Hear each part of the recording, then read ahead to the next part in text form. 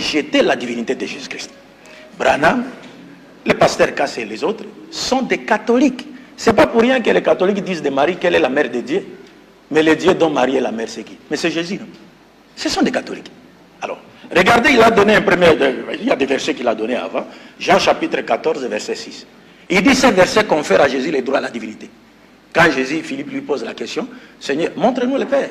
Jésus répond, mais depuis que je suis avec vous, vous ne m'avez pas encore vu. Celui qui m'a vu a vu le Père. Donc pour les pasteurs Cass, quand Jésus dit celui qui m'a vu a vu le Père, ça veut dire qu'il est Dieu. Vous voyez comment les païens interprètent la parole du Christ? Celui qui voit Jésus voit Dieu. Mais est-ce que celui qui tue Jésus tue Dieu? Non. Qu'est-ce que signifie celui qui m'a vu a vu le Père? Jean chapitre 5, verset 37, Jésus dit, personne n'a jamais vu Dieu ni n'a entendu sa voix. C'est Jésus qui parle. Pourtant, le même Jésus a dit devant à ses apôtres, celui qui m'a vu a vu le Père. Mais qu'est-ce que signifie celui qui m'a vu a vu le Père? Voir Jésus, c'est voir Dieu, mais ce n'est pas dans le sens de le percevoir. Parce que Jésus était sur terre, il adorait Dieu. Jésus était sur terre, il priait Dieu. Mais qu'est-ce que signifie celui qui m'a vu a vu le Père? C'est clair. Dieu a dit à Moïse, personne ne peut me voir et vivre, il mourra. Mais voir Dieu dans le langage des prophètes, là, quand Jésus dit celui qui m'a vu a vu le Père, c'est parce que Dieu a constitué Jésus pour être son représentant dans la transmission de sa volonté. Jésus disait, ma nourriture est de faire la volonté de celui qui m'a envoyé. C'est-à-dire, le Christ est venu ordonner ce que Dieu a ordonné, interdire ce que Dieu a interdit. En voyant Jésus, vous voyez Dieu dans le sens de le connaître parce que vous êtes en face de son messager.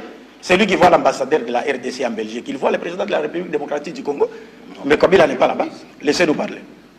Ne vous agitez plus.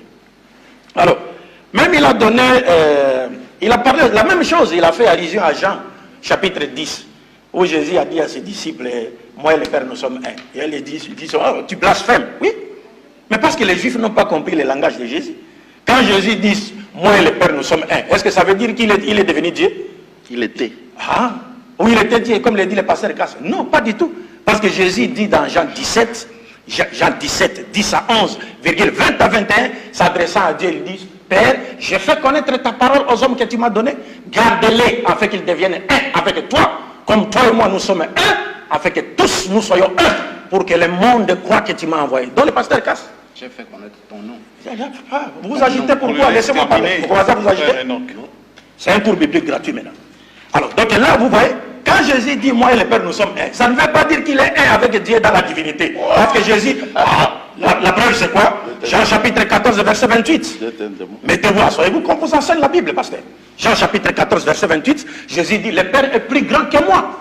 1 Corinthiens chapitre 11, verset 3, Pierre dit, je veux cependant que vous sachiez que Christ est le chef de tout homme, l'homme est le chef de la femme, et Dieu est le chef de Christ. Donc, quand on dit, moi et le Père, nous sommes un, ça ne veut pas dire que Jésus est devenu Dieu. Non, sinon, si ce terme devait conférer à Jésus les droits à la divinité, donc Jésus aurait aussi, donc Jésus était en train de demander à Dieu de faire également de ses disciples de Dieu comme lui. Parce qu'il dit, Père, j'ai fait connaître ta parole aux hommes que tu m'as donné. Ça, c'est le propre des prophètes de Dieu, de transmettre la parole. Jésus disait, personne ne peut venir à moi si le Père ne l'a voulu. Maintenant, si tu le gardes, c'est le propre de Dieu. Ils deviendront un avec toi, comme toi et moi nous sommes un, afin que tous, moi, toi et les apôtres, nous soyons un pour que le monde croit que tu m'as envoyé. Ça, c'est le pasteur Cass ne peut pas comprendre, ça peut lui causer la constipation psychique. C'est clair. Alors, il est venu, l'autre même a donné Ésaïe chapitre 35. Mais c'est trop malheureux, avec Zacharie qui vient de donner. Alors, l'Éternel viendra lui-même. Mais écoutez, mes chers frères, apprenez bien votre Bible. Les mouvements de monter, descendre, aller, revenir, ce sont des mouvements qui appartiennent aux créatures, qui n'ont rien à voir avec les créateurs. Laissez-moi parler. Vous agitez, vous commencez à vous agiter. Je n'ai pas encore frappé. Parce que lui, il a dit qu'Akira ça a frappé. Il a dit qu'Akira ça a frappé. Moi, j'ai participé au débat. Il a été sérieusement frappé. J'étais bravo lui. C'est ton frère. Alors je continue. Vous étiez mon frère dans la polygamie. Lui ici. Vous étiez mon frère dans la polygamie. Oui. Ah bon, ça va, allons-y alors. Laissez-moi parler. Laissez-moi parler. J'étais votre frère dans la polygamie. Frère Adam. Ne levez pas la voix. Ah non, laissez pasteur, laissez. Je regarde cette ignorance. On lit Jean chapitre 1, verset 14. Et la parole a été faite chair. Chair, donc Jésus, Dieu est devenu chair sur la terre. Et avez-vous compris ce verset? Parce que la parole faite chair, selon votre interprétation erronée, qui est donc Jésus, mais il est en train de se faire baptiser par Jean-Baptiste sur terre, Dieu parle, Dieu des cieux. Celui-ci est mon fils bien-aimé qui a toute mon affection.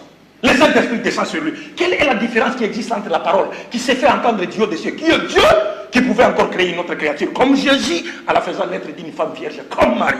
Qu'est-ce que signifie la parole a été faite chair? C'est ça votre problème. Prenez ce cours gratuit, pasteur. Alors, quand on dit la parole a été faite chair, ça ne veut pas dire non. D'abord, ça signifie quoi? Ça va. Quand on dit la parole a été faite chair, la réponse est donnée dans Hébreux chapitre 10, versets 5 à 7. On dit, c'est pourquoi le Christ entrant dans le monde a dit, tu n'as voulu ni sacrifice, ni holocauste, ni offrande, mais tu m'as formé un corps. Qui lui a formé un corps? Dieu. Par quoi forma-t-il le corps de Jésus? Par la parole. L'ange Gabriel va dire à Marie, elle deviendra enceinte. Par la parole de Dieu qui ne retourne jamais stérile, Jésus a été façonné dans l'utérus maternel de sa mère, sans l'intervention du gamète mâle. C'est pourquoi il termine le verset en disant, c'est pourquoi je dis, je viens pour faire, oh Dieu, ta volonté. Il était là pour faire la volonté de Dieu. C'est pourquoi Luc chapitre 6, verset 12 nous dit, en ces temps-là, Jésus monta sur la montagne pour prier. Et il passa toute la nuit dans la prière à Dieu. Mais vous passez toute la nuit sur cabine dans la prière Jésus. Qui priait-il? Je termine avec les derniers versets. Jean chapitre 9, verset 17. 4 minutes. Jésus guérit un aveugle de naissance. On demande à cet aveugle, que dis-tu de celui qui t'a rendu la vue? L'aveugle répond, c'est un prophète. Mais regardez vous qui êtes voyant. Si on vous demande qui est Jésus, vous allez dire il est Dieu. Maintenant entre vous et cet aveugle biblique, qui est véritablement aveugle? Mais c'est vous. Vous êtes des païens. Après, non, calmez-vous, pasteur. Non, je suis calme. Tu as trompé. Voilà. Laissez-moi parler. On le laisse. Vous êtes chasser les dents. Retenez-la. Oui, l'aveugle. C'était Jean 9. Ok. Voilà.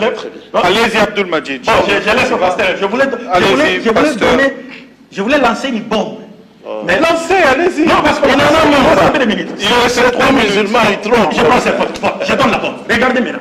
Regardez, nous sommes en face des païens romains, des catholiques. Luc chapitre 7, verset 16. Jésus-Christ ressuscite un mort. Les Juifs qui ne croient pas à la divinité du Messie, jusqu'à aujourd'hui, ils croient au Messie, mais ils ne croient pas qu'il est Dieu. Voyant les miracles que Jésus a accomplis en ressuscitant un mort, les Juifs ont dit, Dieu a visité son peuple, car un grand prophète a apparu parmi nous. Donc Dieu visite le peuple par un prophète, par la voix des prophètes. Écoutez maintenant les païens. Actes des Apôtres, chapitre 14, verset 8 à 14. Paul et Barnabas guérissent un impotent de naissance. Les païens voyant cela, qu'est-ce qu'ils ont dit? Ils ont dit, les dieux sont descendus sur terre sous forme humaine. Maintenant demandez-vous, la foi du pasteur Casse est-elle proche de la foi des Juifs ou de celle des païens romains? C'est un païen. Merci. 1 minute, pasteur Boris. Dans 1 minute seulement. Oui, dans 7 minutes, dans la minute restante, j'aimerais juste ajouter un élément, puisque nos amis ont pu citer Ésaïe 9, 5, parlant de l'enfant qui est né, Dieu puissant, Père éternel. J'aimerais d'abord leur faire comprendre d'abord un élément de fait, c'est que les apôtres, aucun apôtre ne s'est jamais référé à Ésaïe 9, 5 pour l'attribuer à Jésus. Aucun. Sinon, ils vont nous présenter les versets de référence. Et deuxième élément, quand il a dit, il est parlé de Dieu puissant dans certaines traductions, mais les Juifs qui ont traduit ce même passage-là avant les païens, ont rendu El Gibor par héros d'Élohim, ou encore un homme divin, donc envoyé. Maintenant ici, Père éternel de même, quand on descend un peu plus bas dans ces versions, on va se rendre compte d'un élément. Lorsqu'il est parlé des princes de la paix, je prends juste le dernier mot, prince de la paix, il sera appelé prince de la paix, pour leur montrer qu'ils ne comprennent pas. D'abord, quand Jésus arrive, il dit, ne croyez pas que je sois venu apporter la paix, mais l'épée. Et déjà là, il ne peut pas être le prince de la paix évoqué ici. Et en plus, quand on prend Ésaïe 7, le verset 14 pour dire que voilà l'enfant qui a été promis à Akaz comme étant le signe qui devait venir. Vous avez dépassé déjà 1 minute, mais si je vous laisse continuer, je veux retirer dans C'était Jésus. J'aimerais poser la question au pasteur ici, puisqu'il prend note, il faudra qu'il réponde à cette question. Qu'il lise le verset Ésaïe 7, Ésaïe 14, Ésaïe 7 plutôt, du verset 14 jusqu'au verset 16. Et qu'il nous dise quels sont les deux rois qui étaient menacés. Parce qu'il a dit, avant que l'enfant ne sache rejeter le mal ou le bien, le pays dont tu crains les deux rois sera abandonné. Maintenant, il va nous référer cela à la naissance de Jésus. Merci, pasteur Boris. Donc, ça sera le dernier tour de table pour envoyer à un autre débat. Pasteur Casse, vous avez, avec le frère Enoch, 10 minutes. Et après vos 10 minutes, on donnera juste une parole pour la conclusion d'aujourd'hui. Et on reviendra vendredi. Après qu'on ait échoué sur la semence du serpent. Après qu'on ait manqué le nom du fruit. On gesticule toujours. Je veux donner la bombe. Et il n'a rien. Vous avez vu qu'il n'a rien. Non. Les musulmans sont comme ça. Ça m'étonne, il n'a plus honte. C'est l'esprit de Mohammed. Allez-y, pasteur Casse. De terroriser les gens. Mais en fait, il ne fait rien. Je réponds à leurs accusations. La parole faite chair qu'il a pensé corriger ici en parlant de la bombe, qui ne dispose même pas. C'est bien expliqué seulement dans Jean. La parole était Elohim. Et la parole a été faite chair. C'est-à-dire, Elohim était devenu un être humain. Fou. Moi, je crois ça. Vous ne croyez pas? On pose la question. Vous avez traversé... On pose la question pour savoir si votre voyage. Vous avez traversé le fleuve ici pour venir me faire croire à votre petite doctrine de l'enfer. On n'avait pas honte. On n'avait pas honte. Bon, restons dans les débats. Alors, ne parlez pas. Dans Romains chapitre 9, verset 5, l'apôtre Paul parle des vrais juifs. En passant aussi, je dis à vous, moi je ne crois pas comme les juifs. C'est ça. Les juifs, vous croyez comme vous. Vous croyez en un seul Dieu, mais vous ne croyez pas en sa manifestation sur la terre. Notez ça. Il est assez intelligent. Il comprend. Je ne crois pas comme les juifs incrédules qui ont tué le Seigneur. Qui ont tué? Le Seigneur. Dieu. Vous. Ils ont tué Dieu. Et ils l'ont tué dans la chair. Mais je vous dis que Dieu a été tué dans la chair. C'est ça. C'est ça même l'évangile. La bonne nouvelle, ce n'est pas de faire pousser la barbe. Ce n'est pas ça la bonne nouvelle. Jésus avait la barbe. La bonne nouvelle, c'est de croire que Dieu a donné son propre sang. L'apôtre Paul le dit. Tu ris pourquoi? C'est dans Acte 20. Maintenant, je continue encore. Vous dites, vous ne croyez pas comme les juifs, mais ça c'est un...